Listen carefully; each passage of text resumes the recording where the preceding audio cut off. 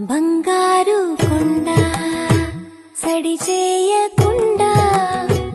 ఎదలోని వెన్న దోచేనే ఏ చోటు లాగే దోబుజులాడి దరి చేరకుండా కాంచేనే నీవెక్కడున్నా కనిపెట్టలేనే